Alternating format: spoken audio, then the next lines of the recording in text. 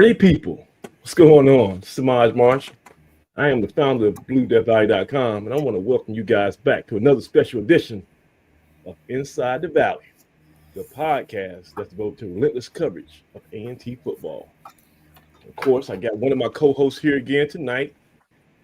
Man on my right is always polite. He is a long-time A&T insider, a beat writer on BlueDeathEye.com for over 2 decades.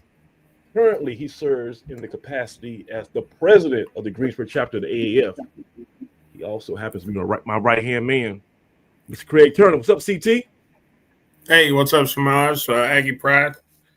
Going into these the last home game of the season. So, it's been a rough one, but been interesting. Let's put it like that. Yeah, we both wearing black, man. So I guess there was a memo that went out. But hope we're not in. Great minds think alike. Yeah. So I don't know if I know AD Fresh is busy, man. This is his overlap part of the year where he has like 20 sports going on at one time. Yeah. So he might be able to make it a little bit later, but we're gonna have him in spirit if not. But he's of course, the integral part of the show. Can't do anything without AD Fresh. But we're going to have a little fun tonight, and this is going to be a show we definitely going to open up to the Misfits later on. We haven't talked to any Misfits in a couple of weeks, so we are contractually obligated to do so. But let's first, before we do that, and we kind of go off the rails when that happens, I definitely want to really talk about last week and the next, I guess, 2 games moving forward. We're entering the penultimate week of what has been a long and challenging season. This past week, Craig, we ventured up to Long Island, New York? That's the Long Island area of New York, right? Stony Brook? Yeah. Stony Brook is up there, yeah. Yeah, so I think a few Aggies made the trip. I thought I saw A&T Troy post on social media. He's kind of like what was that? We're in the world's Carmen San Diego. He's one of those guys who likes to show his location everywhere he goes. Yeah, so, Waldo was here. Yeah, where's Waldo? But yeah, that's a different story. But we went up to the program went up to Stony Brook, New York, and as has been the case quite often these last couple of weeks, just didn't have enough firepower, Craig. Defensively, we got behind the 8 ball early, couldn't get off the field, and I'm not sure what's happening with this offense, but in a word, I would say it's been anemic. End up losing. Final score was what, 38-12? Is that the final score? Yeah, 38-12. Mm-hmm. And that was because of a late touchdown on our end, but it was 31-3, I think, at halftime. Yeah, 31-3 at half. Yeah, and Craig, they. Once again, this is I believe a true freshman. They played a quarterback, but they looked pretty comfortable early on. We did not do a lot on defense to make those guys, go to the second page of their game plan. They knew what they wanted to do. They executed, and they put points up. Yeah, they took advantage of the same thing we've been seeing for the last 2 or 3 weeks is going over the top early, and. They didn't hurt us that badly with the run. They didn't really hurt us with the run, but they sure as hell popped it over the top. Yeah. When they got single coverage on the outside, they went deep. And then they, when we were in zone, they nickel and dimed it on down the field. Yeah. So. That's what hurt us because we tend to play, not always, but we tend to play a little soft on the outside. So I guess it's still that Sam Washington mindset where I'm not gonna get beat deep, and if you're gonna, I'm gonna try to stop the run. And Coach Gibbs even alluded to that in the press conference on Monday, where he said if you're gonna beat me, if I gotta choose my poison's gonna get beat on the you're not gonna beat me on the ground. So I'm willing to. Give up some stuff in passing game just so I'm stout against the run. However, that worked super well when we were in the MEAC, right? Because there wasn't but maybe a handful of quarterbacks who could take advantage of that soft coverage. every week, Craig, we finding a new guy who's eating us alive at quarterback in the CAA. The one thing about the CAA that's different from most in every league we've played in up until now is that it's loaded with great quarterback play. Good Lord. Everybody in this conference from the bottom to the top has a prolific pass game. And they got really good receivers in this league, and they throw the ball around. I know a lot of people say, well, they run the football in the CAA, but it's really the passing game that is what sets a lot of these teams, sets the CAA teams apart from anything you saw in the MEAC or the Big South. Yeah. And Sweet Jones, he said that 2 freshman quarterbacks have looked like juggernauts against us. That's true. Like we are putting guys into like the all conference, discussion after they play us. Because this dude, he went for like 380, 3 touchdowns, and he was, quarterback of the week. The previous guy was quarterback of the week. Like if you want to do some research, find out who was quarterback of the week every time after they played us. And I'm pretty sure the team that played us, their quarterback was probably quarterback of the week, because we just are getting this exploited. And if it's 1st and 10 and they look to the far hash and they see that our cornerback, our field side corner is 10 yards off the ball, guess what they're doing? They throwing a quick screen, they get 5-6 yards. And lo and behold, if it's 3rd and 5 and we still playing 7, 8, 9, 10 yards off the ball, guess what they doing? They taking that quick little hitch, that quick little sled or whatever, and you say nickel and dime. It's just smart football though, Craig, right? Well, yeah, but we're kind of in a situation we just about have to do that because we don't cover in man-to-man. We don't have I'm going to be perfectly honest about it. We don't do a good job in man defense, and a lot of that has to do with the fact that we can't generate a pass rush. So their quarterbacks have plenty of time to wait on the receivers to make the move and flat out run us, give a up and out or up and in, and boom, they hit it over the top, and that's what they wait for us to go to a man defense. And buddy, when they see that, they're going deep, and every team we've played since, I guess, game 4 or so has since we've been in conference play, that's they're doing the same thing every week. Everybody's doing exactly the same thing against the Central did that. It was earlier than that. Of course, Central Florida, UCF, they just went to town on us. But the following week, Central came here, and be honest with you, Hampton probably had the worst quarterback that we played this season, and he didn't have a bad game statistically against us. He had some throws and some nice runs. We got to figure some things out. Obviously, you can say, you can put the schematics and the scheme to the side, and you can look at personnel. Yeah, it's personnel. But I think maybe the we should have paid us more attention in the early part of the season, because when you hear about a free safety, in like Ty Williams Jr. at the beginning of the year, and he's moved to be your starting, outside corner, that should have been a red flag, right? You can say, well, he's savvy and he's, smart. He's true. And, I think he has acquitted himself very well wherever they played him. I don't think cornerback is his natural position, right? Aaron Harris, great leader. He's going to be somebody who probably should never have to pay for a hot dog or a soda at a tailgate for the rest of his life, because I think he's going to be an A&T, if not a legend, somebody who's be remembered as being an integral part of the program when he was here. Aaron Harris is not a shutdown corner, okay? He gets picked on too, and I guess they're asking him to do a lot to be kind of on that island. But that's not the best bet for him. He needs a safety somewhere nearby to kind of help him out. So They're not like Craig. There's not a lot of answers on that roster where you can just say, well, put this guy in and try it out. We tried Stephen Davis II, Deuce Davis. That ain't been going too well lately.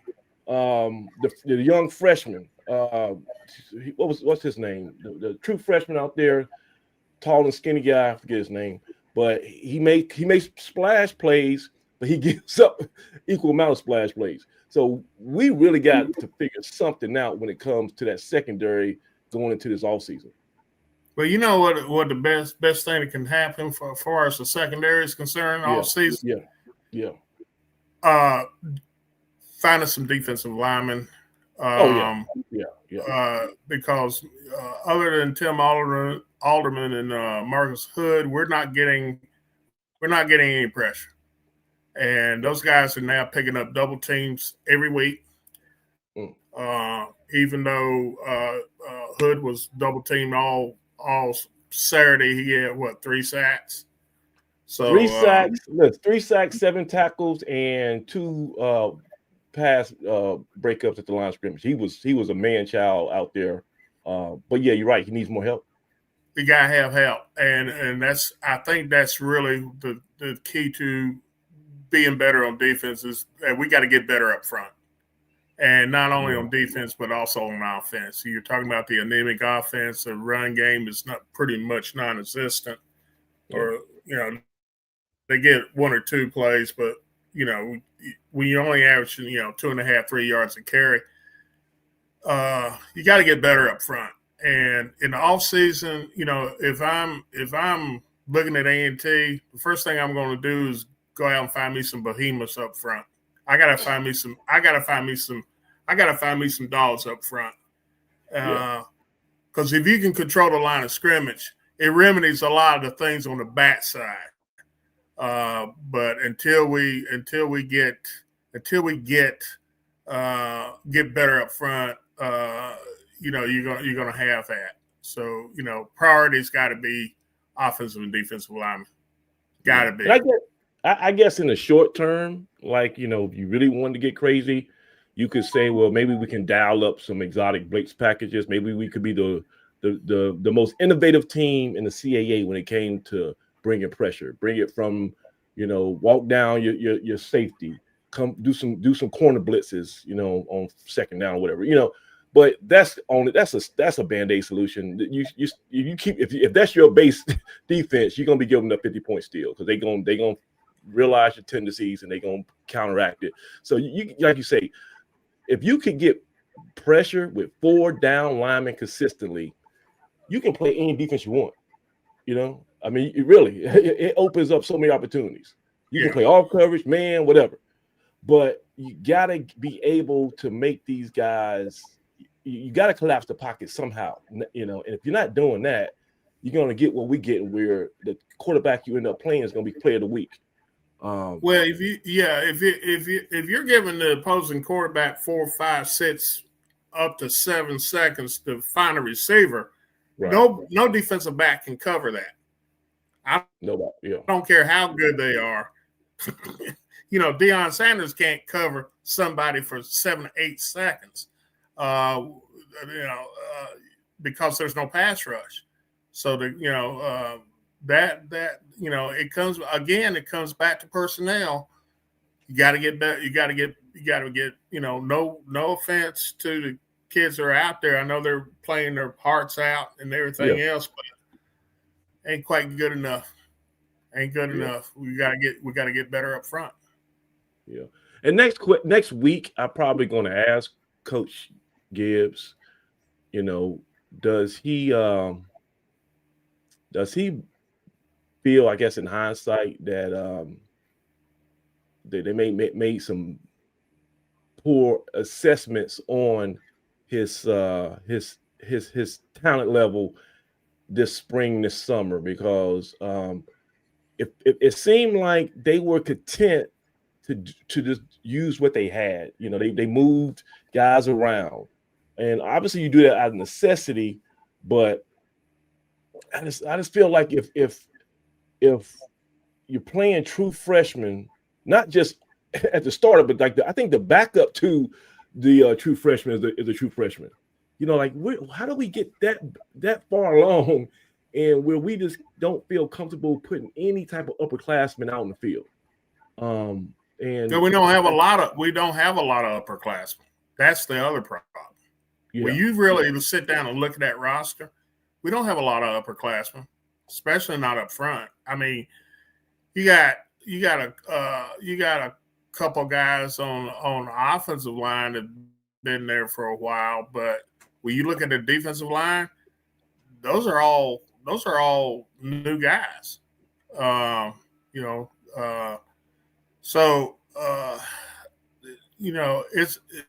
going to be. There's going to be evaluations, and I suspect that there's going to be some massive turnover on that roster up front, especially up front on both sides of the ball. I think there's going to be some considerable changes up front as far as personnel concerned. Yeah, and I'm going to show some clips from this week's press conference. I think Coach Gibbs all but assured that there's going to be turnover. I think that could even involve the coaching office. I think. Oh yeah. Just from some of just from the tone of the way he answered some of the questions, I don't think he's 100% satisfied with his supporting cast as far as the assistant coaches and everybody who's on salary. I think that overall, man, I just feel like Coach Gibbs is just frustrated. And I know when you're 2-8 now, 2-8, of course you're gonna be frustrated by that. But I think he's just frustrated by how slow some of these games are taking. Just some of the things that he's trying to establish, it seems it's just not sinking in. And I know that's frustrating to him.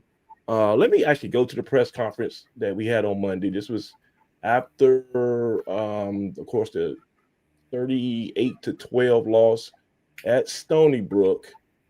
Get this file. And Coach Gibbs, is one thing about him. If you ask him a question, he will give you, to the best of his ability, a honest answer. So let me show you what he talked about. It's been a challenging season for us, but what has been the biggest thing that you've learned throughout this whole season? Wow, that's a loaded question. I think the thing that I've learned is you got to value and understand the importance of doing the little things. Prime example, I think our problem is not taking our hats off in the building. Now, he's going to go to his great analogy, but it's just the fact that we are at week 10, right? We're over 2 months into this thing, and that should be like a day one install. This is how we're going to do. We're going to wear suits on the road. We're going to take our hats off in buildings. We're going to, sit with our legs crossed, whatever. If you are still not getting buy-in at this point, that's as a message that's not resonating. And one thing I know about Sean, he's a very articulate guy. He gonna tell you what he thinks. You gonna understand what he feels. He's not going to be speaking in he passive aggressively or innuendos. He's gonna tell you. So I'm not sure why he's not getting the response that he's been trying to get out there.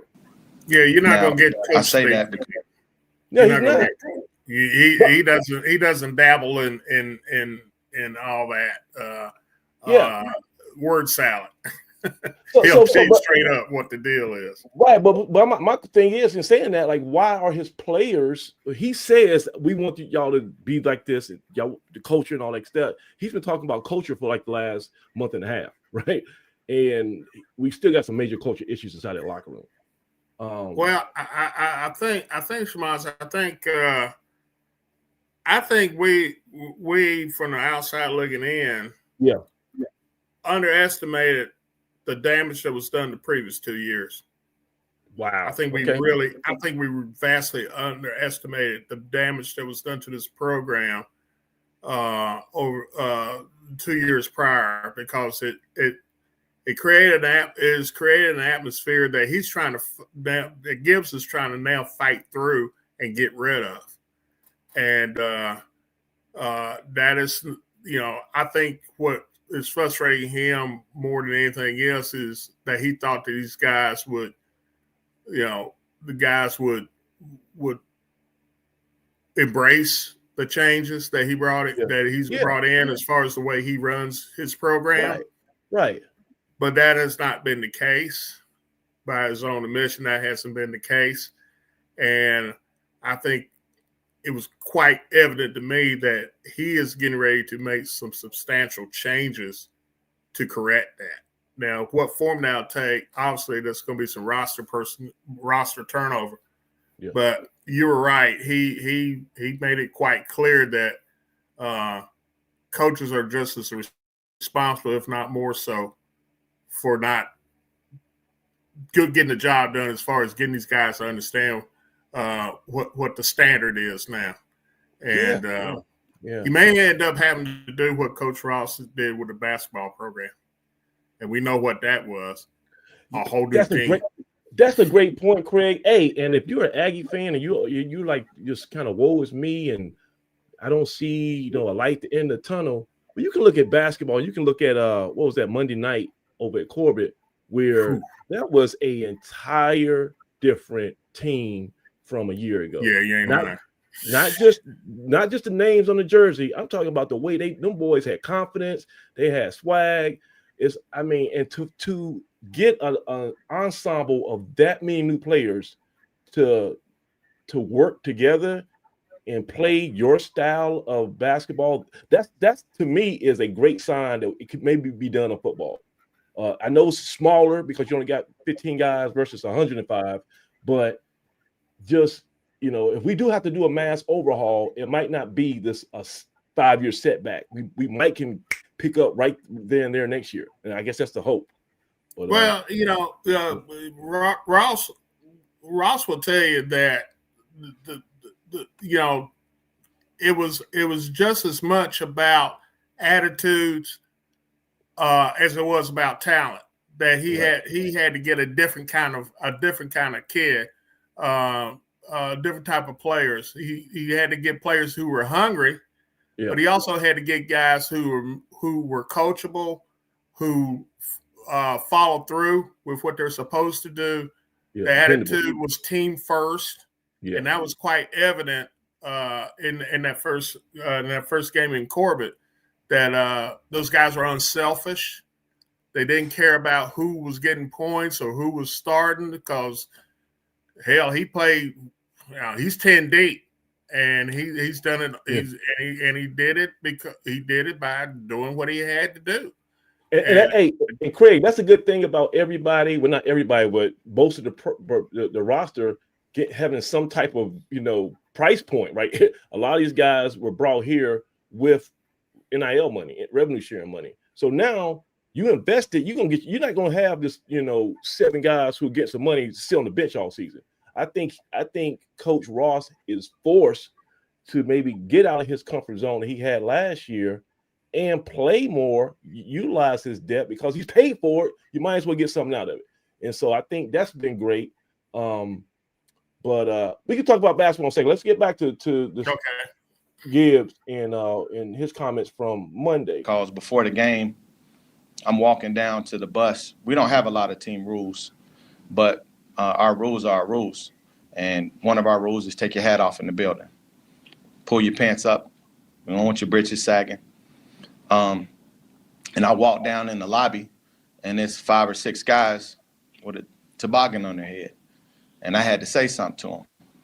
And the thing that I don't like is it was coaches down there that didn't say anything to them. And it was players sitting beside them and didn't say anything to them.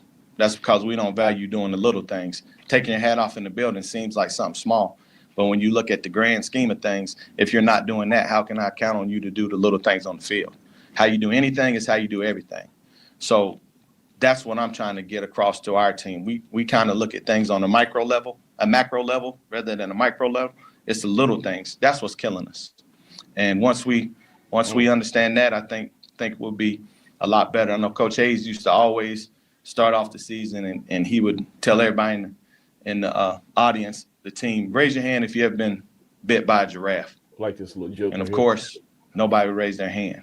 Then he said, raise your hand if you've been bit by a mosquito. And everybody raised their hand. It's the little things that get you. That's the message. So that's what we got to understand. We got to understand the importance of doing the little things. How can you know, going forward, how can you, I guess, like, continue to encourage, like, players and coaches, you know, to build on that character, to really prioritize the little things? Well, obviously, I got to be more demanding as the head coach. That's the first thing. I got to be more demanding on that stuff.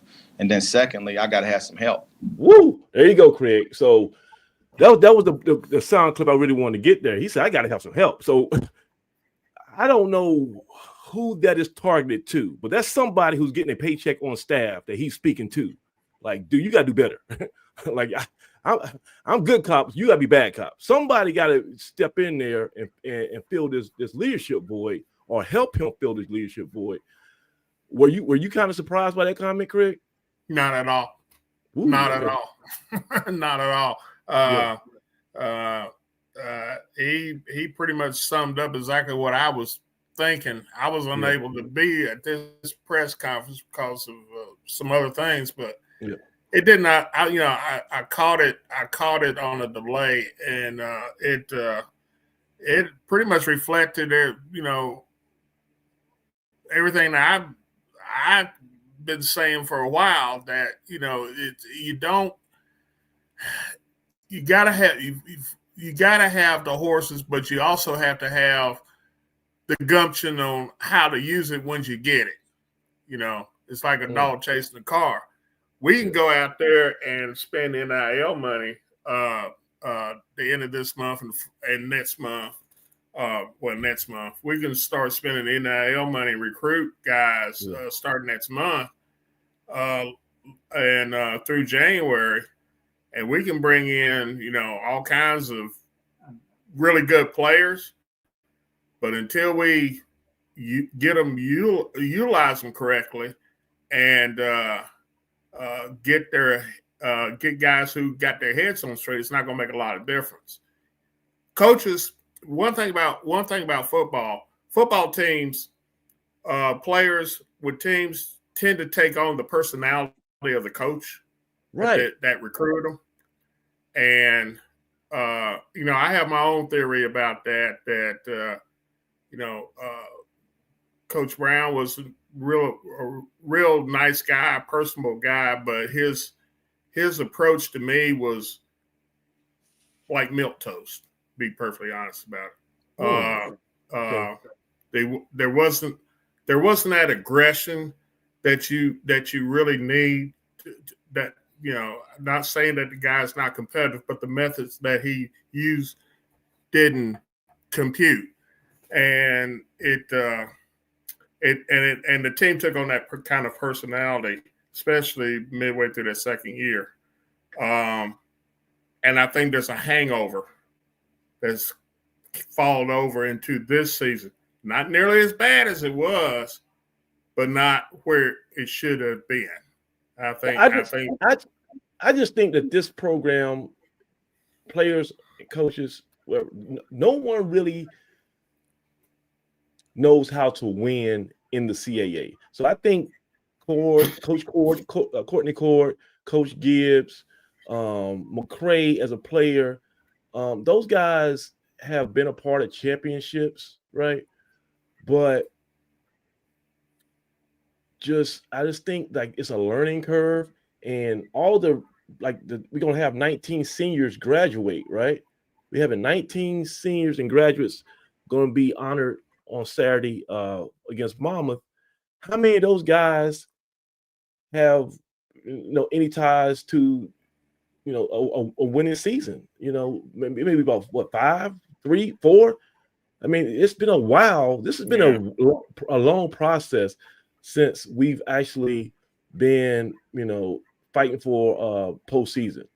And I think if cycle after cycle, it starts to just get into your psyche. Like, man, Another one-win season. We got 2 wins this year. And the thing about it is, you got to cut that off before it becomes a cancer.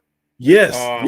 You got to cut it out. You got to cut out that you got to cut out that growth, and I think that's what you're going to see in these next few weeks. Like I said, I think you're going to see some dramatic changes between now and the early signing period, both as far as personnel and I would probably guess coaches as well. There's going to be some changes made. I mean, he made that kind of obvious in the press conference. There are going to be some changes made, and rightfully so. Yeah, and listen, if you want to follow the Broadway model, I guess he's kind of like the standard. Broadway had a veteran assistant head coach, top assistant in Sam Washington. When he got here, he had Sam Washington, and they've been together for years. Sam was not learning on the job. He had been with Broadway to every other stop. So that was one thing. And then he had an offensive coordinator. I think who was his first offensive coordinator? He went through like 2 or 3 offensive coordinators pretty quick. I remember his first year, he replaced an offensive coordinator. So after year 1, yeah. And I think the next guy lasted maybe 2 years. He got out of here. So Broadway, he was tinkering. He was not afraid to look and assess like this ain't good enough. Ain't no point prolonging it.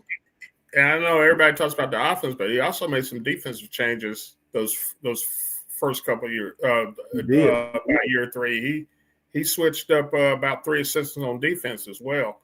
So he tinkered it. It wasn't nearly as dramatic because obviously offense sells tickets, and that's what most people pay attention to.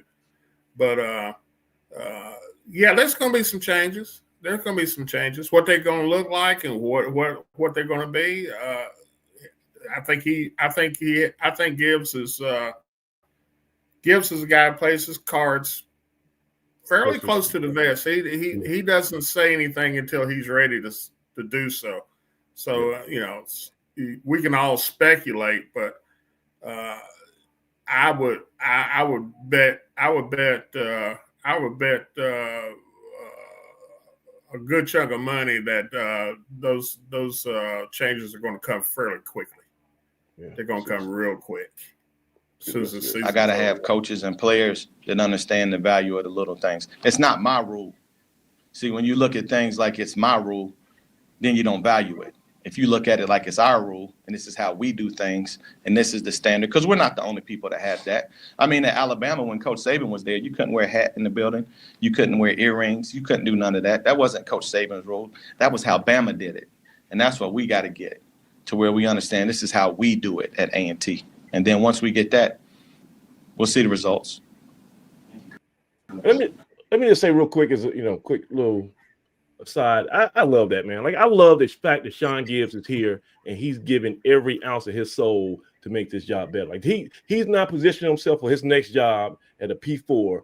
He wants to retire here and have a statue on the corner of Sullivan and Lindsay right next to Bill Hayes, Rob Broadway, right? He wants to have the third statue to be erected in that my fantasy little plot that I'm thinking of we need to have. So and this is why he's looking long range. He's saying, I want to have this. I know we're a bad program now, but he has a vision of where we can go. And I can dig it, man. I hope he's successful. Coach, offensively, kind of inconsistent effort from the quarterback position. KJ, he was just talking about college quarterback should be able to make. KJ, but also he was under a lot of pressure. Yeah. So Stony Brook, they brought in Zealous just for a small package run play. I was asking him too here. I was like, could you envision playing 2 quarterbacks? Because here's my thing. The reason I want to add that clip is I think moving forward. So right now we had like 6 quarterbacks and 7 if you want to include Austin Hooker. And obviously we're not going to bring everybody back. I think Noah Sanders is one of the guys we're going to honor during Senior Day on Saturday. So even though he has some more, even though he has more eligibility, he's probably going to take his talents to the transfer portal or just get on with the corporate America, whatever he wants to do. But we still gonna have a lot of a surplus of talent, right, in the quarterback room. And I'm telling you, I've seen it last couple of weeks with other programs.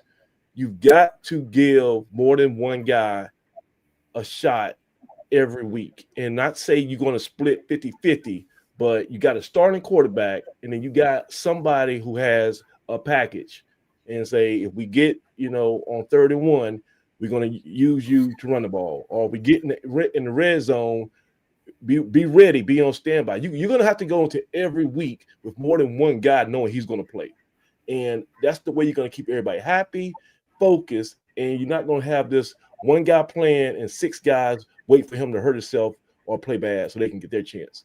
Like, I think the new mentality going forward, especially not just at A&T, not just in the CAA, but all over, football, is because, you're going to be spending maybe the Power Fours. If a Power Four is paying the average is like $1 million for a starting quarterback in the transfer portal now at a Power Four. Like that. Yeah.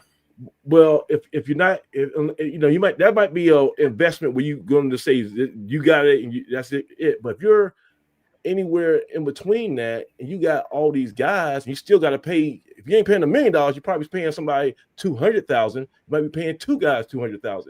You're going to have to find a way to get everybody's some return on that investment. So we got to start thinking it ain't just KJ White until he plays so bad that we bench him for the rest of the year.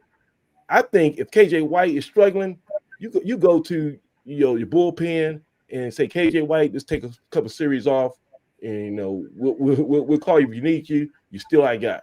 I said that last year and I say that this year. You're gonna have to re-envision how we handle this one quarterback at a time thing, because I don't know if that's the future of football. Do you guys envision ever having that element to your offense, or do you kind of want to go with one guy until you make him replacement? Well, that depends. If we feel like that gives us a better chance, then we'll do that. I mean, I think we'll probably use Nelson a little bit more this week.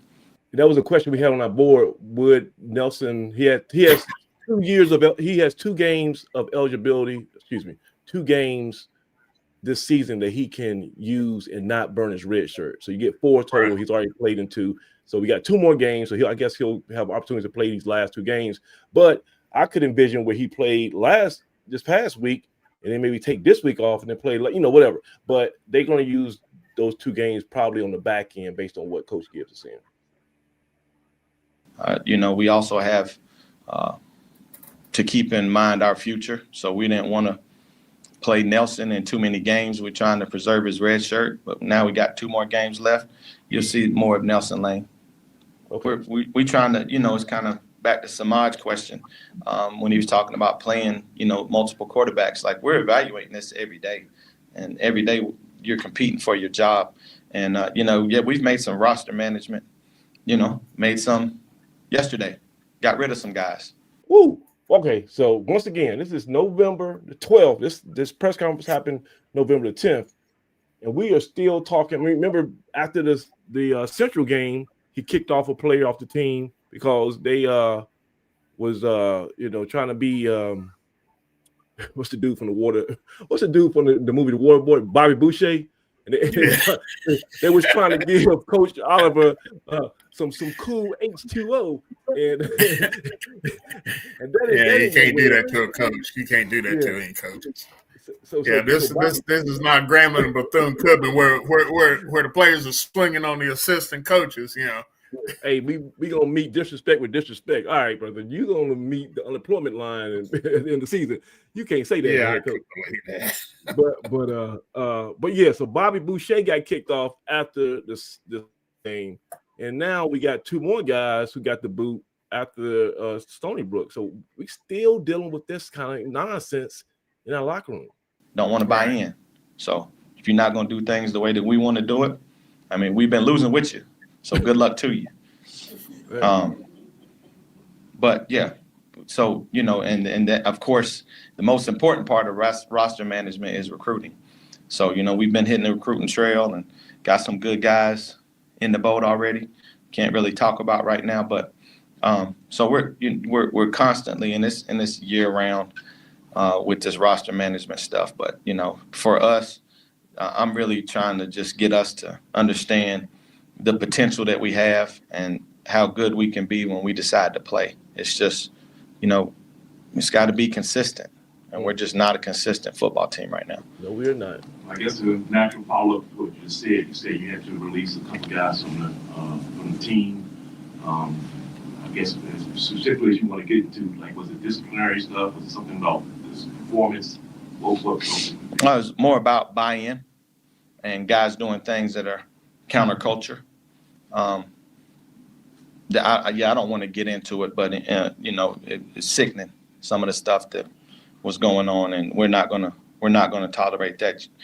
We need guys in this program that care about their teammates, that want to do things the right way, and understand the sacrifices that you have to make to be a college football player. And wow. Just because you mentioned earlier, you talked about coaches. Also, you want, I guess you said you want a little bit more your coaching staff. Is that a natural evaluation process too, as a head coach, that you're saying, do I have the right pieces around me? And I guess where are you at as far as your thought process going to the off season on if you need to bring in additional help on the coaching staff? Well, coaching staff is just like the players, constantly being evaluated. And, for me, I'm going to evaluate our coaches on the way that their players perform, and not only on the football field, but how do your guys perform in the classroom? Are your guys on list?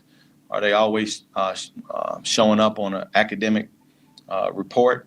Are they doing the right thing? That's what I want to know, because, regardless, this has been a disappointing season, but I try to keep things in perspective, and my main goal is to help develop men. And so men isn't just about football. We got to develop these guys as men, as a whole person. So it's more than just about what they're doing on the field. Are we teaching them to do the right things? Are we being a good example to them? Are we demanding that they do things the right way on the field, in the classroom, and in the community? Because big picture, that's what's going to get us to where we're trying to go. All right, so let me pause that and get back to this. So, wow, there's a lot of stuff to a lot of stuff to process. But I think Coach Gibbs, if you gave him truth serum, which you don't have to do, he'll tell you, he'll tell you what he's thinking. But I think if you gave him truth serum, he might say, well, you know what? My coaching staff is a little bit too young for this particular situation, and I know he was going to bring in Coach Washington as kind of a consultant. I haven't seen Coach Washington a lot, maybe doing the game days, somebody's seen him, but I'm not sure what active role Coach Washington has in this process, but that would be probably a good person to lean on. I know he talks to a lot of his mentors outside of the program, but Craig, I just think he wanted to give a lot of young guys opportunities. Like, he got an opportunity when he was a young coach, but I think that might not have worked out 100% perfectly this year. What do you think, Craig? I don't know. I don't know what the dynamics are between those guys as far as the coaching is concerned. I think the bottom line for Gibbs is this. Yeah. If your position isn't performing up to snuff, if you've got issues, if the players under you have issues, whether it be on the field or off the field, and you're not getting it done, something's got to go. College football, you develop relationships. These coaches develop relationships with each other, and it's to varying degrees depending on the place and the people involved. Some coaching staffs are really, really tight. Some are, friendly and respectful of each other, and some are Some are kind of, in kind of distant, and everybody's got their own thing. You can't let as much, you don't want to see anybody lose jobs. Especially, you talk about young coaches or even older coaches, because you got families and involved in that. It's tough. It's tough. It may not be as tough now to find jobs this year if you're let go at someplace because of all the firings that are going on around the country on all levels of football. Yeah. Finding a job may not be as difficult this year as it has been in the past. But the bottom line is, as a head coach, you're judged by what you do, by your win and loss record. I mean, that's just, it's a business, and it's just like, it's just like if you're running a business and you've got an employee, you might like that employee.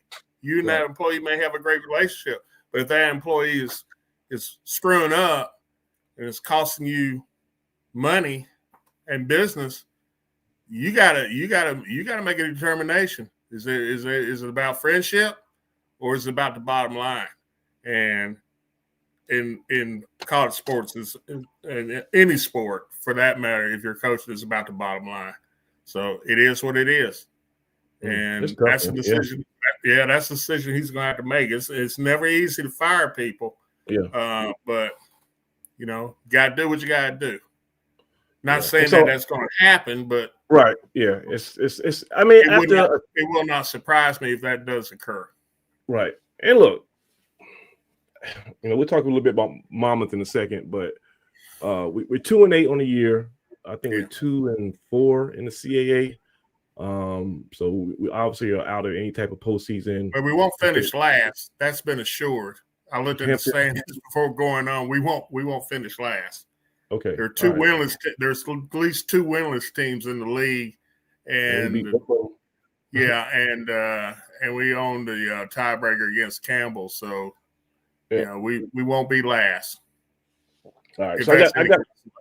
There is a consolation because, damn it, I need something to feel good about. I mean, this is shoot. Hey, listen, trust me, y'all want to talk about somebody who has endured a lot of losing in their personal life. I'm talking about from Thursday nights to Saturday, right? I'm talking about JV football when your son plays in 3 games and he's on the sideline for the other 7.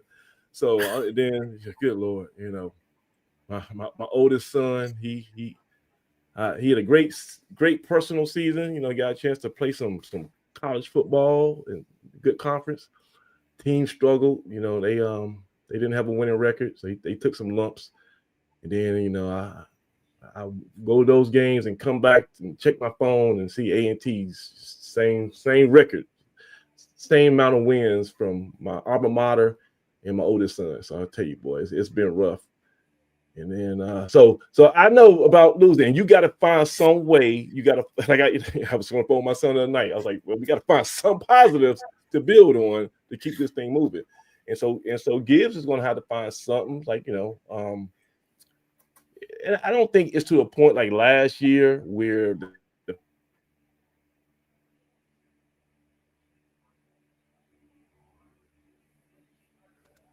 you hear me now?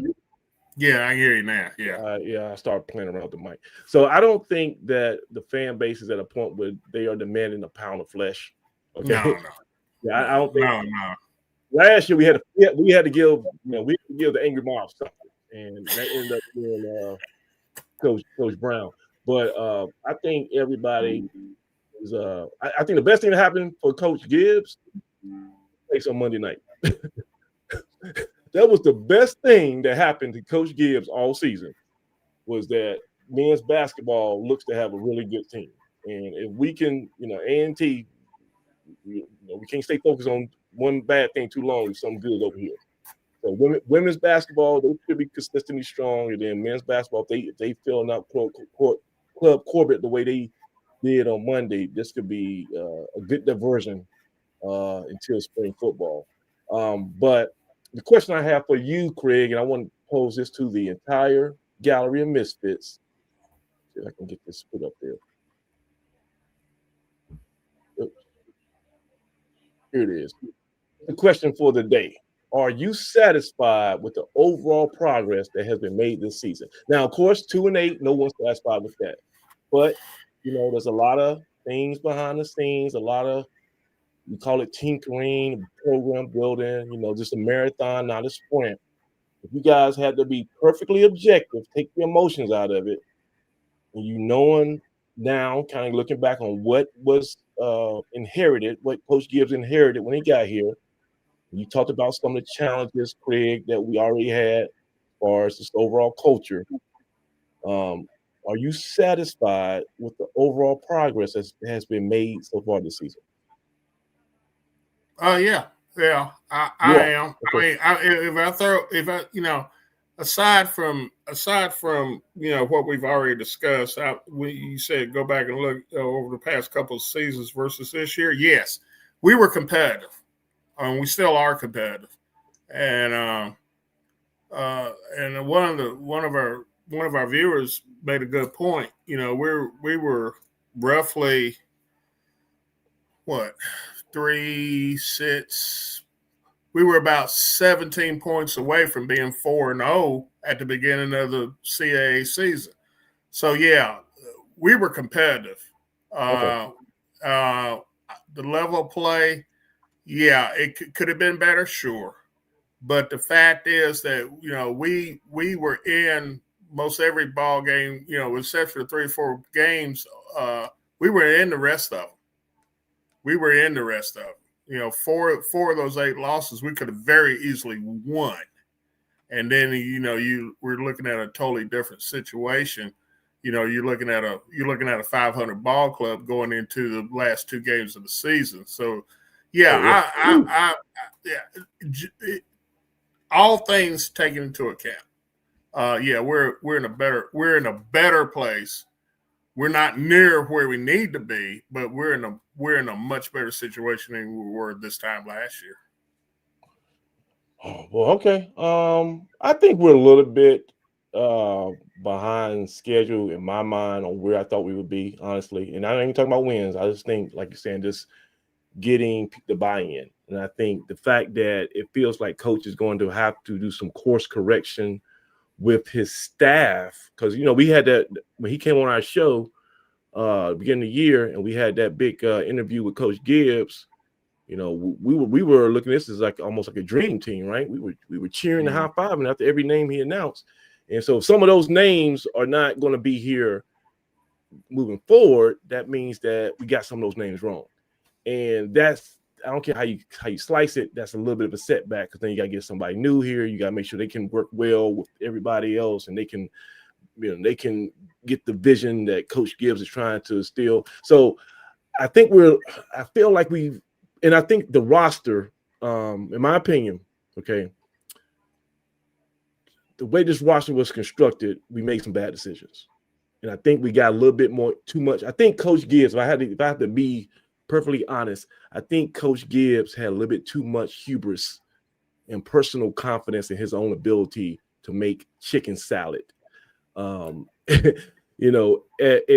I think that, he probably should have pushed the panic button a little bit sooner on his depth chart, and like, wait, I don't have nothing in the secondary. I got to figure this out. Let me go in the portal and raise from these 2 schools or whatever the last minute.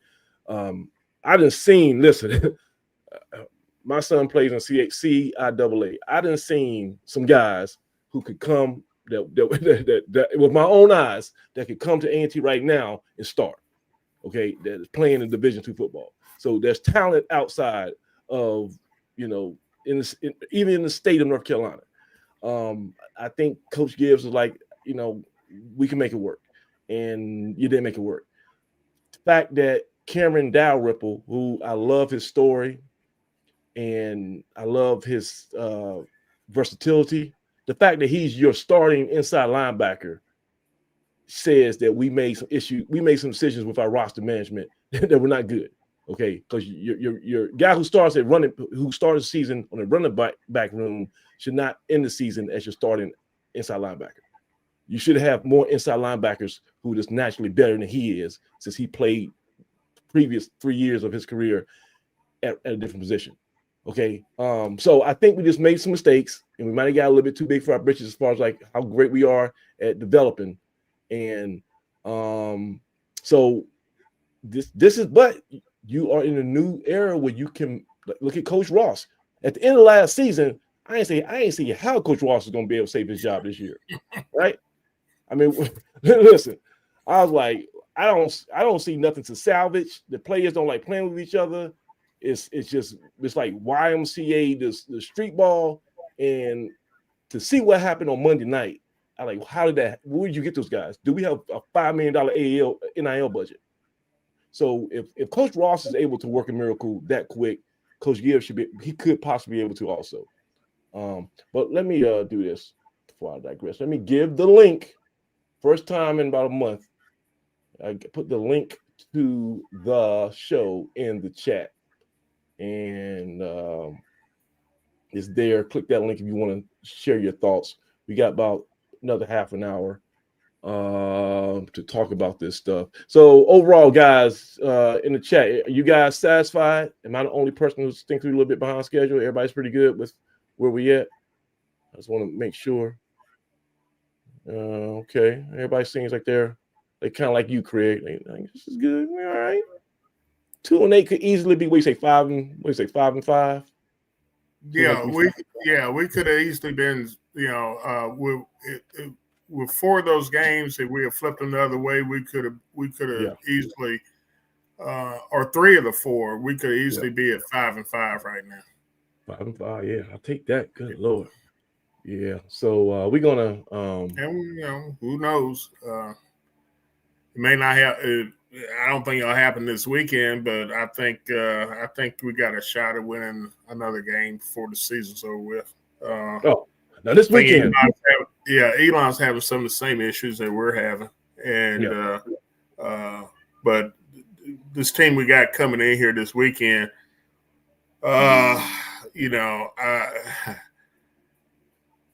on any given Saturday, things can happen. Yeah. It's senior day, and I know some of these guys, the guys going out will probably be hyped up and want to have a big game before they leave. But you picked a juggernaut to for this last home game, because Monmouth is the truth. Those guys are good. They got talent, explosive talent at every position. Their quarterback got NFL talent. They got NFL talent on that offense. Their offense is awesome. Well, they had an NFL prospect at quarterback. He ended up getting hurt like about 3 weeks ago, and he their offense. If you look at their numbers, they were falling out of bed. Let me actually bring a couple guys to the show. Hey, 94 and Dave, make sure you don't have any background noise like your TV or any reverb for your mics. Make sure all that stuff's cut off. Because I think, and please, if you got a smoke alarm, just go ahead and put a battery in that bad boy right now. Gentlemen, man, you are not you are disrespecting my expertise, sir. I don't know how I feel about that. What are you talking about, man? Smoke alarms and gentlemen. I ain't talking about your expertise. I'm just talking about some of y'all living like y'all living in the hood, oh nah, you're being disrespectful now too, huh? Things are going off in the background, man. But hey, I digress, guys. Thank you for coming on the show tonight. We ain't seen you guys in a minute, but we got Monmouth this week, and me and Craig were talking. There can't be more, statistically speaking, there can't be more polar opposites than Monmouth. Their quarterback got hurt, and they used to fall out of bed scoring 40 points a game. And so the last couple of games, they lost last week to New Hampshire, but previous to that, they only scored like 20-some points against somebody. So they went from like 40 points a game to about 25, which is still probably more than we can catch up with. But even if you look at the statistics right now, Dave, they're number one in literally almost every offensive category. Scoring, total offense, run offense, pass offense, third down offense, red zone offense. Like Coach Gibbs said, if it's got number 1 in front of it, behind it is the name Monmouth. And if you look at our defense, 94, we're dead last in off scoring defense, total defense, and we like next to last and everything else. So it's the irresistible force versus the very movable object. All I'm going to say is this. We've had a habit of making some of these quarterbacks look like stars all season. All season. So I can't. So, like, I want to convince myself that maybe we can give the puncher a shot and fight this, but there's no way. Like, our defense hasn't shown me a reason to think otherwise right now. And I know that and it looks like that starter who, like you said, Craig, he's going to the league, man. He's got NFL like talent. He's going to the league. He's going to get a minicamp invite at a minimum. But I don't know if he's going to play on Saturday. If he plays, all I'm gonna say is this: if he plays on Saturday, be prepared for another 60 burger. Oh yeah. If he doesn't play on Saturday, we probably won't give up 60, but we probably still ain't gonna win because our defense hasn't shown me a reason otherwise. Yeah, this will be a great opportunity. Talking about the roster and what needs to happen. Yeah, this will be a great opportunity to see who really wants to play and help us rebuild A&T football this Saturday. Who really wants to play? That's the thing, 94. It just seems like I hate to phrase it like this, but it seems like guys have tapped out. Well, I'm not gonna say that's not fair. No, I wouldn't say that. No.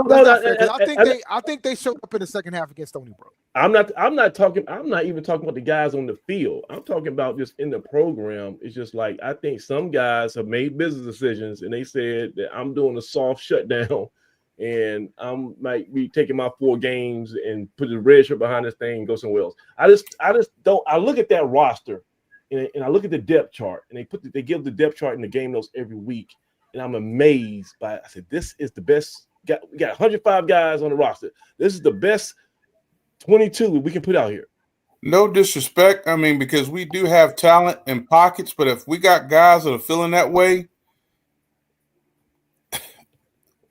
we're going to be the better for it. I mean, because eventually.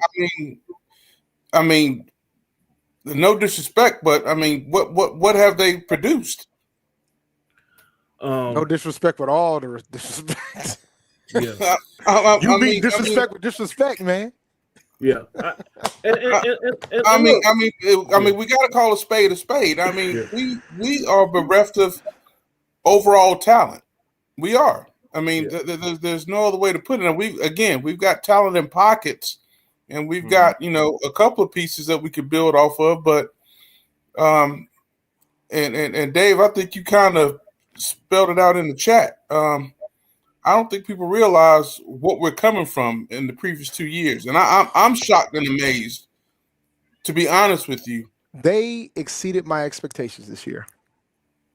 I'm gonna keep it a bean with you. I thought going into this season, we had a shot against Tennessee State because they had a lot of turnovers just like us. Yeah, they did. Yeah, so I was like, we have a shot against them. I didn't think we were gonna beat Hampton. I didn't think we were gonna beat the school down the road. I thought South Carolina State lost a lot of pieces. Yeah. And they showed that they lost a lot of pieces when we played them during G-Ho. But, we found and I thought we had a shot to beat those guys. But when it came to the CAA, I didn't see any wins. Because a few weeks ago when we were on another show, MD, me and Banks talked about the fact we were trying to compare us and Morgan State because Morgan State's been going through it too. They've been having trouble trying to close out games as well. But he said the difference between us and we were talking about the difference between us and Morgan State is Morgan State just finds incredible ways to lose games. Mm-hmm. They have talent. Like they're a talented football team. They almost beat Delaware State last week. So, but us, we have a talent. We're deficient in talent. Gibbs is getting every ounce out of the guys that he has. And he's able to get 2 wins out of this. Okay. Yeah. So I don't think folks realize how bad the program was that Gibbs inherited. Like I think you talked about earlier. We underestimated how bad this program was. Yeah. And some of the best players on the roster is people that Gibbs brought from Fort Valley, like Tim Alderman. That's the scary part about it is that, and like you said, our 2 best defensive linemen, Alderman on the edge and Hood on the interior. I don't even know if Hood is naturally a defensive tackle because I saw him at the press conference. And I was like, man, that's a small defensive tackle. He's undersized. Yeah, and I didn't realize that, but when I saw him without his pads and helmet, I'm like, yeah, that's just a regular. I mean, he's a big dude, but he ain't that big when you think about, Clemson and all these other schools. We think about a real nose guard or whatever. So maybe if we get lucky with the recruiting, we can maybe move him to the edge or something because he has a quick first step. I got some highlights we can show about him. First of all, we got somebody in the Batmobile. Hey, T. Roy, what's going on? Oh, Jesus. What's happening, man? Hey, you all right, man? I don't want you to get no speeding tickets on our behalf. Oh, no, I'm good. I just left the women's basketball game. Okay, any reports you can give us? A lot to a little bit. We shot terribly. We shot like 35%. And still won by 50. 49, but yeah. Yeah, pretty much. So that's what I'm talking about, man. Y'all got some high standards now. Y'all expect. Forget about winning ugly. Y'all want to win. Well, I will say this about the women's program. There's a reason why they picked us third. Yeah. Like the big thing that I'm concerned about them is offensively. Defensively, I'm not worried. But the thing is, they got some shooters. Drexel got some shooters. Chicago and Charleston got some shooters. That's why they were ahead of us. Well, you know what? I don't know, and this is me, from the outside. I don't know if Coach Rob is what you would call an offensive guru when it comes to basketball. I think it would probably behoove him at some point to find an offensive coordinator, if you will, someone who can dial up some easy stuff. Because we never, I saw that in the WNIT run. It was just way hard for us to score points. And I saw like when Troy came in there and they just had like screens and pick and rolls, and I was like, okay, that's a better offensive design than what we're accustomed to. But yeah, hey, Lady Aggies, they might be beat downs unlimited again. If y'all remember the beat the downs unlimited saga from Coach Bibbs and men's basketball. Did you go to the men's basketball game, Troy, on Monday? Oh man, yeah, man, and I'm gonna go on the limb and say this might be the most talented men's team I've seen since I was at A&T in the 80s. You see, you always get over the board. Like, is this even better than the Dunkyard Dogs with talking about the Jones era? Yeah, with Coach Jones. I will say that, yes. Better than that. Yeah. Hey man. Oh yeah. We got two horses, 6'8", 6'9", and that's not including Felton and the two 6'11" kids. I'm serious. We look like a Division I basketball team with this team. More than I've seen in a while. We're not going to be last in the conference. I can tell you that right now. There's no way. So yeah, we are finally a legit mid-major when it comes to basketball. Yeah. Okay. Yeah, I think so. I was talking with the HU Powership guys today during the Dr. Cavill show. I do the Indie Report on Wednesdays, and he pretty much thinks that we might have more talent than them. They were picked to go fourth in the conference. Like I was joking, I was like, well, it looks like the game between us and y'all in LA is going to be good. And he was like, well, I'm worried now because y'all look really good. Like we got some talent on the roster, man. Then they play together. They got a couple of things they got to fix, but that out of conference is this is night and day from last year. I'll say that. We blew out South Carolina State. I know that the school down the road was struggling with Bluefield State. We're probably going to blow them out too when we go to Durham. We'll probably beat up Morgan next week, and we only got one game. Got to stay healthy. We just got to stay healthy. But they got enough depth. Well, there's way more depth on this roster than last year's too. Yeah. Yeah. Well, we do have a starter that's injured. Looks like a groin injury. Who some people seem to be saying he might be our best player, even better than the Walker twins. Even though they're not twins, the law firm of Walker and Walker. Hey, Troy, who's the guy who did the windmill dunk? Brooklyn Vic. Brooklyn Vic. Brooklyn Showtime Vic. That's his nickname. Because he's about your height, right? He's about 5'11", huh? Yeah, right. Yeah, like he's 1/4 inch taller than me at 6'2". I'm 6'1 3/4. The hell you are, Troy. He's got to be at least 6 feet because he's taller than me. So I mean, I'm 5'11". So he got at least 6 feet. Hey guys, so let's talk about. Let's go back. We probably can finish the basketball talk a little later, but let's go back to a somber subject, and we got to talk about Senior Day. Well, it's not somber Senior Day, but the game on Saturday could be somber based on this outlook. Troy, you see any pathway to victory? You pretty much glass half full. You see a pathway to victory on Saturday? Yeah, I think, of course, any given Saturday, but Monmouth comes in and takes us for granted. We really trying hard. We have some things go for us that haven't been going for us before. And I think Monmouth's quarterback, starting quarterback, is still out. So hey, man. So. Yeah, I believe so. Yeah, any given Saturday, baby, and they might look over us, and next thing you know, we win this game. The magic number for me is 3. 3 wins. What's that? 3 points. 3 times we stop that offense, we have a Good shot. Lord, we don't get 3 stops the whole game. That's bro. it. Let me tell you something. Good Lord. With that the quarterback might not play, but with that quarterback, that offense is efficient. Yeah. And our defense is atrocious. We have to figure out a way to stop them. And the thing is, their defense is not that good, but they're worse. We're worse than them. But defensively, they can be had. They can be had defensively. But the problem is that we got to be able to keep up with that offense. Yeah. That's the issue. If we can keep up with the offense and we find a way to stop that offense 3 times, we can beat those guys. But the problem is, I don't know if we can keep up with that offense, and I don't know if we can stop them 3 times. I hate to be a Debbie Downer. Yeah. But the running back by himself is going to gas for about 200 yards. But y'all talking about the quarterback, we got to stop their running back. Yeah, Nelson's an NFL. He's an NFL guy. But that's the thing, right? Like, we talk about the quarterback so much, and the quarterback ain't there, but it don't matter because the running back is pretty good too. So that's why I said the magic number is 3. We got to figure out a way to get like a 3 and out. Make sure they don't kick a field goal. Like, we got to get them to punt 3 times. And then we got to figure out a way to capitalize on their defense. Their defense is not that good. But the problem is we can't run the ball. We can't run the ball. Passing game is okay. It's not nearly as good as it needs to be. Who, our passing game? Yeah. Okay, so guys, I want everybody in the panel to chime in on this. What do you think is the issue with KJ White? Because he has not been himself for a while now. He's running for his life. The offensive line has not been good this year. And I don't think KJ White has been 100% all season. That's just my take. I don't think he's been 100% all season, but I think 80% KJ White is probably better than most of the quarterbacks that we had available all year. And that's the dilemma. But I just feel like he has taken a step back these last couple of weeks. You think he's just gun shy from getting so much? I don't see that. I don't see him. I think he's gun shy because he can't be comfortable because of how bad the line has been playing. The line has not been good this year. And Samaj, something that you had talked about in the beginning of the year in terms of his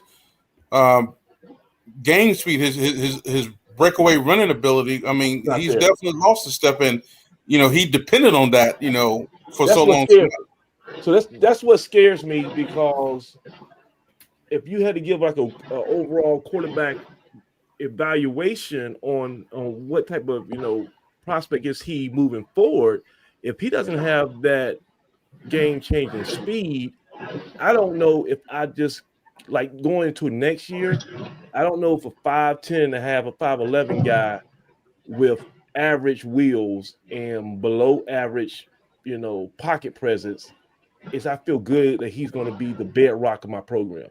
I don't see us hitting the transfer portal again for a quarterback, but I think that's another reason why I'm not sure enough progress has been made, because I can envision a scenario where we go to the end of the season and we still don't know if we got the franchise quarterback on the roster.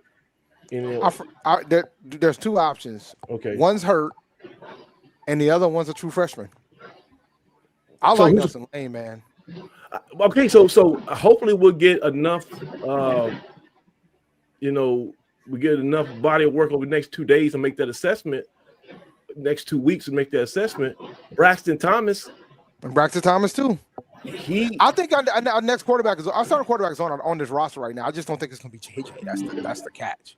And I'm not discounting. It could be KJ. I just think that's a question mark that if it doesn't get answered in these next 2 weeks, that's going to set us back a little bit as far as the development and progression of this program. And obviously, we're going to have to find a bell cow running back. I don't think we have that running back on the roster. We don't. I like JT Smith, but he must be hurt. I don't know what happened to Jalen Hicks. I was really excited about seeing him in the Tennessee State game, and then he went to a Bermuda Triangle. And track season, buddy. Track season, man.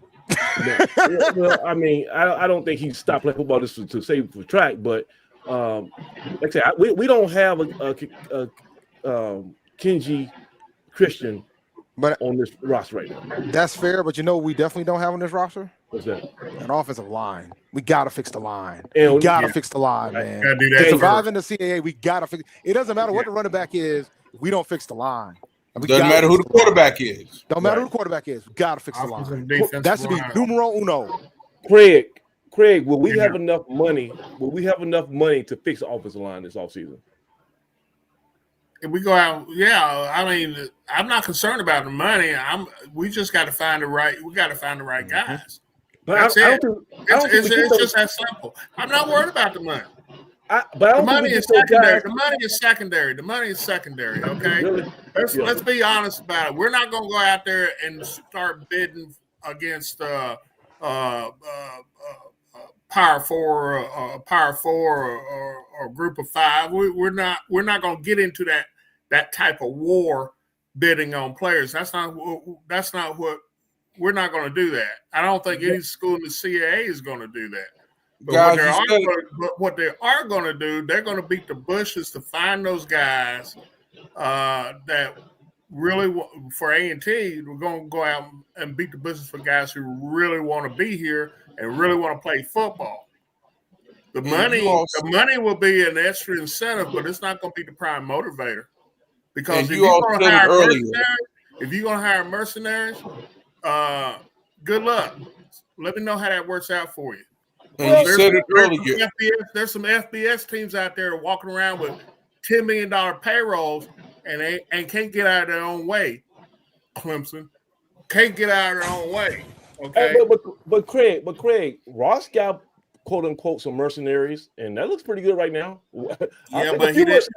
But I can tell you, he didn't break the bank to do it. Okay, he didn't break the bank to do it. He knew talent when he saw it, and he had relationships with a lot of these guys through his time at Temple and up in the A10. So he was aware of who was in the portal, what their circumstances were, and he convinced them to come down here. And yes, the money was whatever money they got would just sweeten the pot to bring them down here. But it comes back to you got to establish relationships first and foremost on the FCS level to recruit. You can't go out there with an open checkbook and say, well, let me sign as many guys as I can sign. Let's go out there and get a bunch of FBS guys. Who was it, Dave? Who was it in the SWAC that went out there and got 20, 24, 25? Oh, that's Connell Maynard. I mean, the previous was Connell, and I know Connell Maynard did it, but before he got let go from Alabama A&M. But you know what school we need to follow a model of? Tennessee Tech. So what Tennessee Tech did, they pretty much went after the SWAC's best people. They went after the SWAC's best guys. They went out there and they went to the portal and they had a budget. I'm pretty sure their budget wasn't as big as others. I'm pretty sure the budget bigger than most of the SWAC. And they went out there and they ended up with the #1 defense in the nation. They went and got guys and they took their best SWAC players. The best players that they have on that roster were SWAC guys last year. And I'm looking at social media this afternoon. There's a whole bunch of guys in the CIAA, a whole bunch of guys in the SIAC are hitting the portal. They're starting to announce already they're in the portal, and a lot of these guys are quality guys, are all conference players A couple of them are probably going to get named All-American, and they're going into the portal. And you ain't going to have to pay a fortune. You know, it's just a case of being able to find the right fit. And I agree with Coach Gibbs on this. Find the right fit for what you got to do, and then make it enticing enough for them to come to A&T. You know, guys, I know. I'm not worried about selling the school. I'm not worried about selling the school. My thing is that you're gonna have to do some tinkering you're probably gonna have to do some tinkering with your staff and your roster. So you know that's the bottom line. But money, no, I don't. Money's not gonna be the issue. Money's not gonna be the issue. Money won't be the issue. The issue is going to be finding the talent and getting them here in that short time frame, because you ain't got but early signing period, and then for high school, and then you got a 2-week period for the portal. Good luck. 94. Give me a guess here. How many offensive linemen and defensive linemen do we bring in this offseason? How many? 12. Total 6 and 6 or whatever. Whatever we can get, but I mean, we need at least 12. I mean, because he'll retain a few of them, but we need 12. Yeah. They're gonna hit the portal, man. Like I'm curious to see how this portal cycle is gonna go this round, since it's such a short period, man. Well, okay, so short. It's just like this. It's short to get in. So once you're in there, I mean, you can stay in there until damn August, right? Eternity. Right, but so basically, it's people gonna get in. You got to get in by January the 16th. So you have to declare. So you can't just be playing around and say, "Well, I'm gonna go to the spring ball and oh, sure, I'm not gonna start. So I'm gonna go back in the portal now." That's what the coaches hated. They said, "Well, I can't even make my plans for the year because I'm losing guys in the summer," and that was something you didn't have to really deal with before. So now, if somebody is on your roster in in spring camp, they can't technically go in the portal after that because their window's already passed. Well, they can lead the team. I mean, they can always do that, but they sit around doing nothing. They can sit out a whole year, but they're not just going to get poached because somebody saw you. That's why I remember all those coaches were scared last year of putting their spring game on ESPN because it was like free advertising for the big boys. So now schools won't have that worry because it's locked. It's kind of locked. You can't get in. I mean, you can get out, you can get pulled out, but you can't get in after January. But with it being early though, I mean, these coaches are going to want to get their kids that they've targeted on campus in January too. So you even though once you're in, you're in. Yeah. You're going to want to lock it down because you want to try to get your guys in for spring ball. Yeah. Troy, you got any recruiting information you want to share that you've been thinking about? You always. I do not. I'm surprised. Yeah, I do not. But I do know too many times we have penetration on that offensive line, both in the running game and in the pass game. Yeah. Sometimes our quarterback is immediately pressured, and running backs immediately get tackled in the backfield. So we need to do something to fix whatever's going on over there. I know that. Yeah. All right. So, guys, before we do it, let me run down the list because we don't want to overlook these awesome 19 seniors and graduates who are going to get honored on Saturday for Senior Day. And first up, Wesley Graves, of course, the grave digger. That's Doug's guy. He'll be finishing his career. Then Aaron Harris, and this was kind of a surprise year because a lot of people thought he was going to be done after last year. And I think he applied for medical and some things came in his favor, so he got a chance to finish out the year. Didn't have the banner year defensively, but he still was made some impacts on special teams. And he got 2 more games. So I don't want to just say, put a bow on his whole, time. He still got a chance to write his story. And he's an Anelius Williams semifinalist too, so he's got a shot to be in the Oklahoma City Hall of Fame. Yeah. Right. Now, who has gotten a Legacy Bowl invite so far? Aaron Harris, Tim Alderman, Sharp. And who? I don't know. Did Alderman get one? Yes, Alderman got one. So I know. So Harris got a Legacy Bowl, and I think he'll be one of those guys that test well because you got to run. If I don't care how many pass breakups, interceptions you got, basically they want to see what you do on that clock. And if you got a good time that you could, I think Aaron, he's probably not going to get drafted, but he definitely could be get invited to a camp. Then Tim Alderman. He's another guy. If you see him in person, you won't think that he is like the dynamic edge rusher he is. He's real slender. He has an athletic build, but he's not solid or thick by any account.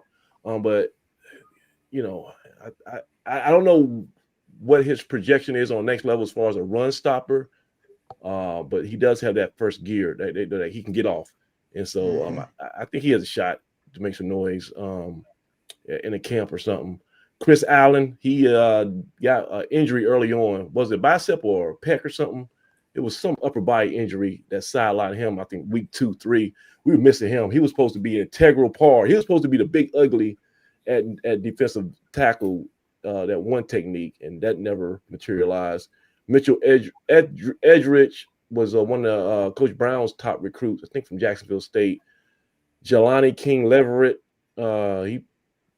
is he still playing? I don't see his name a lot, but he was making a couple plays, I think, beginning of the year.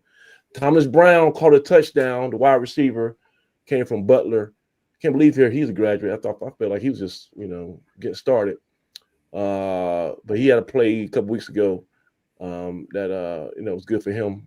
Career highlight. Jamison Warren, always just he's he was a tease because he always made a play, but then he'd kind of get hurt or something. Didn't quite have the stellar career that we were hoping for from him, but he's definitely a contributor. Jonathan Cannon, starter. Kellen Culberson. I think I'm pretty sure Cannon got an invite to the Legacy Bowl as well. Okay, double check that. Cameron Dalrymple, like I said, he's just versatile. And they got thrown into a tough position, but he's making the most out of it. Andrew Money Brown, he'll be an A&T Hall of Famer. Let's go ahead and call it like what it is. Andrew Brown will be in the A&T Hall of Fame. It's whenever the period is that you have to wait, but he's redefined. He should get an invite too. He's redefined the kicker position at A&T. We never had anybody better. And from my understanding, he's almost like another coach on the staff. He's just that trustworthy and dependable that he can almost manage the kickers.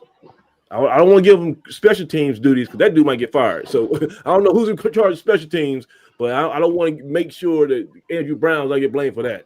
He just handles the kickers and the punters and stuff. But we got one of the issues that we're gonna have to get some answers for is who the hell is coordinating special teams, because that unit gives up a big play in the wrong direction every week.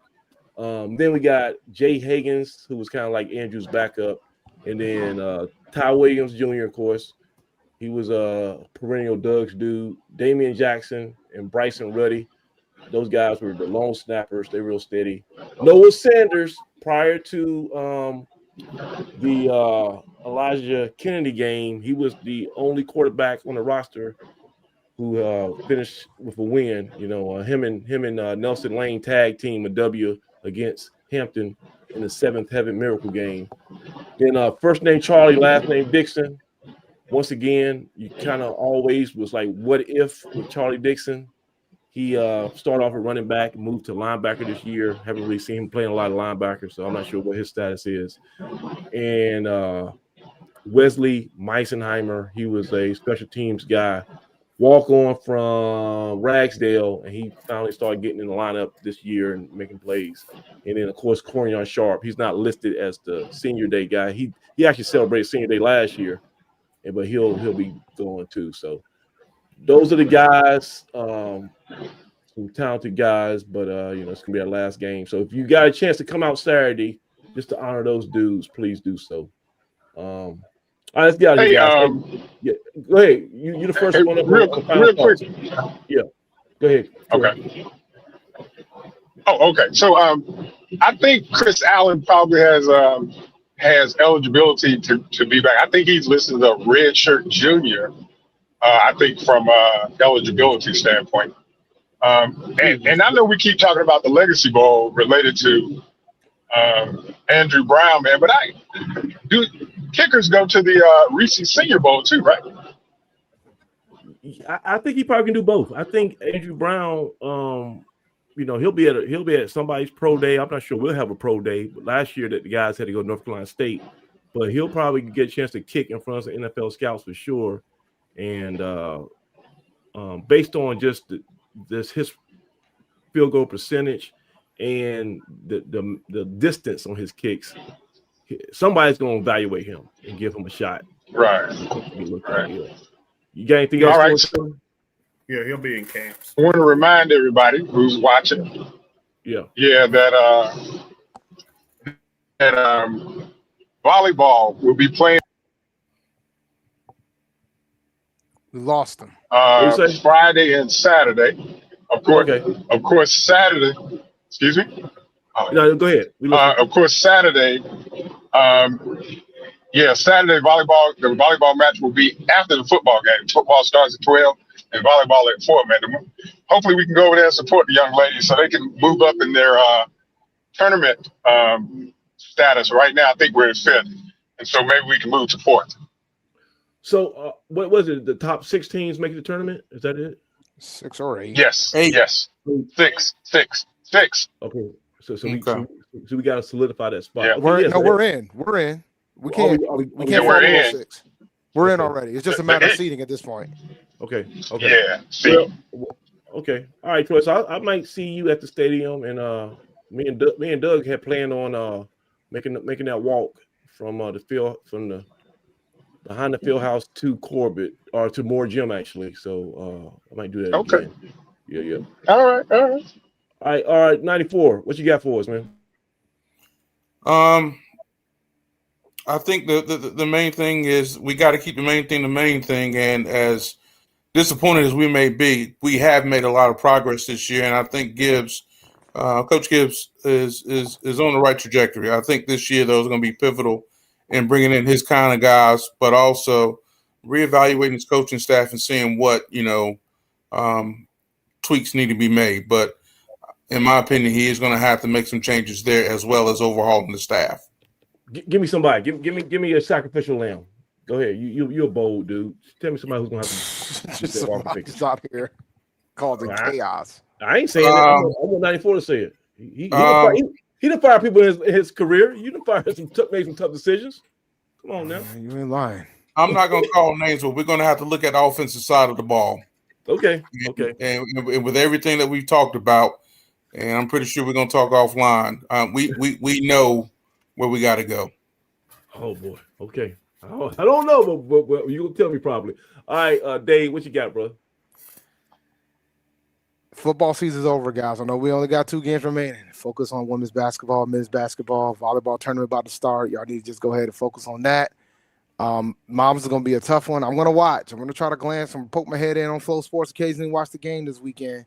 But look, I just think as a fan base, we just need to relax. This is Gibbs' first season. He inherited a certifiable mess, and we just need to have some level of patience.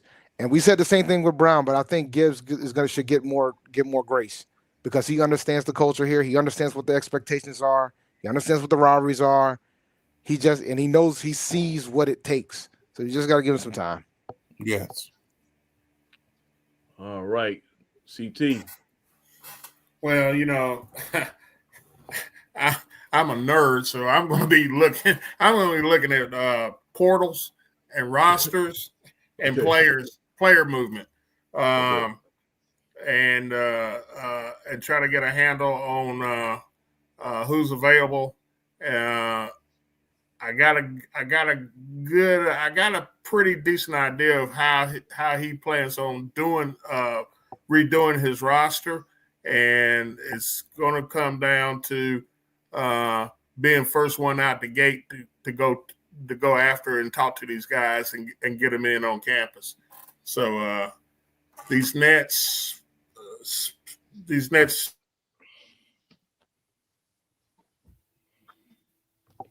you freeze on us? I think he might have froze on us. He froze. Oh, come on, Craig. You was doing good, man. Damn, AOL was not dependable. Not dependable. You go to the spectrum. Nah, man. Look, man. Between the internet and YouTube TV, none is dependable. Hey, listen. I'm not responsible for what the people who own the internet do. I don't have that kind of influence. Oh boy. Okay. But yeah, it's recruiting. The next 7 to 8 weeks. That's what I'm going to be following. Because that's going to tell the story. That's going to tell the story about what the progress will be going into year 2. It's all about recruiting. You can say what you want to about X's and O's and coaches and staffs, but if you don't have the horses, if you don't have the talent, you're going to struggle. So our biggest thing is that we've got to go find us some players. That's it. Yeah. Got to find some players. Earl asked a question in the chat, and I'm going to answer it for you. Answer this question. It was 3rd and 3. Why did we throw a long pass instead of picking up the first down? I'm going to answer the question for you. We averaged 2 yards a carry. We wouldn't have gotten the first down anyway. Oh, yeah. Wouldn't have mattered. Yeah. We only had 41 yards rushing in that game last week. 41 yards out of 20 carries. Yeah. Now not good at running the ball. I'll say this too, man. Like Stony Brook, they were not married to the damn establishing run. Like I said in the press conference, them dudes, their short passing game was an extension of their running game. And if you look at their first drive, they got credit for like 2 or 3 runs. Those were all designed quarterback runs. He took a draw and he found a seam and they blocked it. They didn't worry about handing the ball off to somebody else. It was either throw it 5 yards to this soft coverage or have your big quarterback, 6'2" quarterback, run for 4 or 5 yards up the seam and maybe bust it even longer. I think, like I said, everybody talks about, and I don't want to get Troy back on crazy about doing chicken, but I think some of the things, principles that we are trying to adhere to were proven and justified based on a model that worked in the MEAC and a little bit in the Big South. I don't know if doing chicken, I'm officially concerned that doing chicken might not work in the CAA. I think we got to have better quarterback play, but I think you can win a championship with a run game, man. I mean, North Dakota State does it all the time. I think, but see, the thing is that it's not just a run. Well, you say a run game, but you got to explain that to people. That means you got to have not just 5 above average linemen. You got to have depth there. So and that's what I mean. And plus, you got to have an offensive coordinator. Like the offensive coordinator at North Dakota State has as many run plays as most offensive coordinators have pass plays. Like you're totally married to the philosophy that I'm going to run the ball left, right, up, and down. Y'all are talking about running the ball on offense. I mean, chicken is about stopping and run defensively. Stopping and run too. But what to your point, Samaj? Yeah. What we're seeing though is that these offensive coordinators that we are going up against. They schematically are like, okay, y'all want to, put 8 in the box? Fine. All right. We'll dinky dunk you all day long. Or we'll go over the top. So it ain't rocket science. It ain't rocket science. I don't agree to this. I don't subscribe to the philosophy that I'm just going to stop the run and dare you to beat me on the pass. Because guess what? They're gonna call your bluff and they're gonna take that dare 7 out of 7 times. And the thing is, and you know what? And Gibbs is probably fine with that, but he knows he ain't got the talent to do what he needs to do. He has no pass rush. You can do that if you have a pass rush. We don't have that. Exactly. So you can't do it. So it's not impossible. Like North Dakota State ain't like a prolific passing offense by any stretch. The top teams in the FCS aren't like prolific passing teams. They run the ball at even Monmouth runs the ball at an elite level. They got one of the best rushers in FCS. Like you can do it. It's just and that's still even then. And we can have another discussion next week. Yeah, we'll be here for an hour. Like I don't know. I don't know if North Dakota State was in the South. I don't know if North Dakota State was in North Carolina. Would they be able to have a program like that? Because I just think they're kind of on the island. in the middle of nowhere, and so you don't have another. But the dilemma is that they are on an island, and if they'll go anywhere, anytime, any place, and beat you by 40. Yep. You can ask us about. You can ask Tennessee State. They went to Nashville. They went to the Citadel, and they beat them boys by 40. Right. They don't care where to go because their system works. They got phenomenal offensive and defensive linemen. They got a run game that's always there, and they just so happen to have quarterbacks that occasionally struggle in the NFL. Yeah. Our chicken recipe is predicated on getting the talent requisite to run it. Yeah, that's what our recipe is, and it's going to be all the more important. If this is what we're going to do, then we got to get top level FCS talent. Yeah, we were able to beat FBS programs by doing chicken. Yeah, well, yeah, and I mean, but what did we have? We had top level talent. We had top level talent. We had phenomenal offensive linemen that were going into the NFL. We had running backs that were going into the NFL. You know what? Next week, that's a good point, and we got to go. But next week, I think I might spend some time asking some serious questions. We're talking about the offense. I might ask some serious questions about the makeup of the coaching staff because I just had an idea that I didn't like in my head, and I thought about something. So I don't want to. I'll just tease that for next week. But we might spend some of the show next week talking about some answers that we might need to bring in for the staff because. I just had an epiphany that I didn't like. All right, but let's get out of here. So for Troy, 94, Dave, and of course CT, the mayor, the president, I am Samaj Marsh. It's been a very good, fun episode, heated discussion, good discussion of Inside the Valley. I'll be at the game hopefully on Saturday, my first football game since Hampton. Actually, I get to experience it in person. But until then, guys, see you next week. Peace. Aggie Pride. Aggie Pride.